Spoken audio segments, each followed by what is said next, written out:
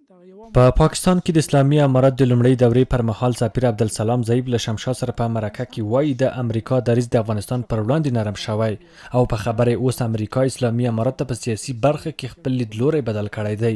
د جګړه د یو لوري په ګټه هم نه بولي بلکې ټینګار کوي چې سیمه ییز ثبات د ټولو هیوادونو ګټې خوندي کوي.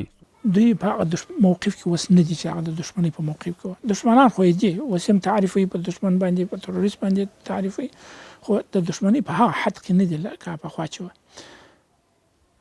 او د افغانستان ثبات د فعلا دپاره د نړیوال په ګټه دی د سیمې په ګټه دی د افغانستان په ګټه دی. په افغانستان کې ستونزې او مشکلات او جنګ شروع کېدل دا د نړیوال په ګټه نه دي ځکه هغوی په هر جنګ کې چې په هر ځای کې چې یو جنګ وي دوی به یو اړخ وي. نوموړي نړیوالو سره د رسمي اړیکو پیاوړتیا لپاره د قانون موجودیت ترڅنګ د سیاسي ستراتیژي جوړېدل مهم ګڼي چې پر مټ یې نړیوالو سره د ستونزو حل لپاره زمینه برابره شي. داسې یو قانون باید وي چې هغه هم ملي وثیقه وګرځېږي او هم د شرعي نظام د ثبوت لپاره او د تایید لپاره راوړاندې شي ملت د دې تر شا ودرېږي. هم دویم شی چې دی هغه دا د سیاسي ستراتیژي ده. ستراتیژي دا یو مسلکي کار دی چې باید جوړه شوی وي. ستراتیژي د دې لپاره ده چې موږ په عمق د مسلې باندې وپوهېږو په عمق د مشکلاتو باندې وپوهېږو په عمق د مشترکاتو باندې وپوهېږو په عمق د غوښتنو یا د تشویشونو باید پوه سو. دا که په سیمه کې وي که په نړۍ کې وي د دې ټولو هغه شیان باید موږ ته معلوم سي. بیا هغه د ستراتیژي موافق موږ څنګه کولی شو چې د هغوی څخه ځان عیار کړو. دغه دوه شیان خپله زموږ په هېواد کې زموږ زه خپله داسې بولم چې موږ نیمګړتیا لرو دغه باید پوره سي.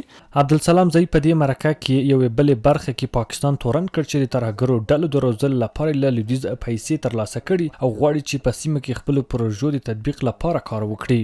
د چغارې او بغارې یا د اتیا زیات شکایتونو په ملل متحد کې ثبتول دا د دې لپاره دي چې ځان مسلوم وشي او موږ مظلومان ظالمان وشي. دا یو دغه دی چې دوی کوي. ګټه یې چې دی یا تشویش چې دی چې ولې دا کار کوي. پروژې